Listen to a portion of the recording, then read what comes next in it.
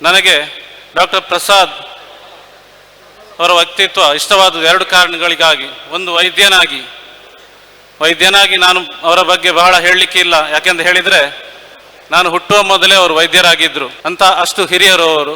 ಎಲ್ಲರನ್ನು ಒಂದೇ ರೀತಿ ಸಮಾನವಾಗಿ ಕಾಣುವಂಥ ಒಂದು ವಿಶೇಷ ವ್ಯಕ್ತಿತ್ವ ಅವರದ್ದು. ಒಬ್ಬ ವೈದ್ಯನಾಗಿ ಕಿರಿಯ ವೈದ್ಯರುಗಳನ್ನು ಸಹ ಕರೆದು ಮಾತನಾಡಿಸುವುದು, ಅವರನ್ನು ಹುರಿದುಂಬಿಸುವುದು, ಅವರ ಕೆಲಸಗಳಿಗೆ ಹುರಿದುಂಬಿಸುವಂಥ ಕೆಲಸಗಳನ್ನು ಮಾಡುವಂಥ ಮಹಾನ್ ವ್ಯಕ್ತಿತ್ವ ಅವರದು. ಹಾಗೂ ಅವರ ಧಾರ್ಮಿಕ ರಾಜಕೀಯ ಕ್ಷೇತ್ರಗಳ ಕಾರ್ಯಗಳನ್ನು ನೋಡುವುದಾದರೆ, ಧಾರ್ಮಿಕವಾಗಿ ಕಾವಿ ಧರಿಸಿದ ಸ್ವಾಮಿಗಳು ಮಾಡುವಂಥ ಕೆಲಸವನ್ನು ಕಾವಿ ಧರಿಸಿದಂತೆ ಮಾಡಿದಂತಹ ಮಹಾನ್ ವ್ಯಕ್ತಿತ್ವ ಡಾಕ್ಟರ್ ಪ್ರಸಾದ್ ಅವರದ್ದು. ಪುತ್ತೂರಿನಲ್ಲಿ ಪ್ರತಿಯೊಬ್ಬ ಹಿಂದೂ ಎದೆ ತಟ್ಟಿ ತಾನೊಬ್ಬ ಹಿಂದೂ ಅಂತ ಹೇಳುವಂತ ಧೈರ್ಯವನ್ನು ಕೊಟ್ಟಂತ ಮಹಾನ್ ವ್ಯಕ್ತಿತ್ವ ಡಾಕ್ಟರ್ ಪ್ರಸಾದ್ ಅವರದ್ದು ಅಂತ ಹೇಳಲಿಕ್ಕೆ ಬಹಳ ಖುಷಿ ಆಗ್ತದೆ. ಈಗಾಗಲೇ ಅವರು ಹೇಳಿದಂತೆ ಜಾತ್ಯತೀತ ಎಂಬ ಪದಕ್ಕೆ ಒಂದು ವಿಶೇಷ ಅರ್ಥವನ್ನು ಕೊಟ್ಟವರು.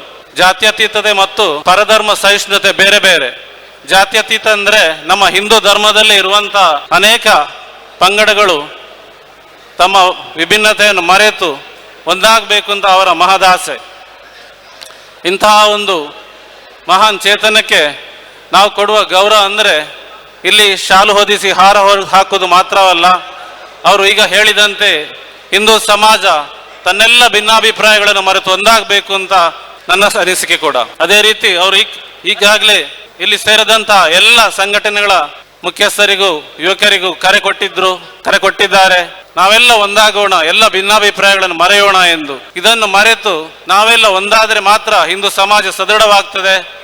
ಅದು ಡಾಕ್ಟರ್ ಪ್ರಸಾದ್ ಅವರಿಗೆ ಸಲ್ಲಿಸುವಂತ ನಿಜವಾದ ಗೌರವ ಅಂತ ಹೇಳುತ್ತಾ ಈ ನಿಟ್ಟಿನಲ್ಲಿ ನಾವೆಲ್ಲರೂ ಕೆಲಸ ಮಾಡೋಣ ಅಂತ ಹೇಳ್ತಾ ಇದ್ದೇನೆ. ಹಾಗೆ ಅವರು ದೊಡ್ಡ ಮಾತು ಹೇಳಿದರು. ಅವರು ಬಹಳ ಪ್ರೀತಿಯಿಂದ ಹೇಳಿದಂತ ಮಾತು. ಆದರೆ ಡಾಕ್ಟರ್ ಪ್ರಸಾದ್ ಅವರ ಸ್ಥಾನವನ್ನು ತುಂಬಲಿಕ್ಕೆ ಬೇರೆ ಯಾರಿಂದಲೂ ಸಾಧ್ಯವಿಲ್ಲ.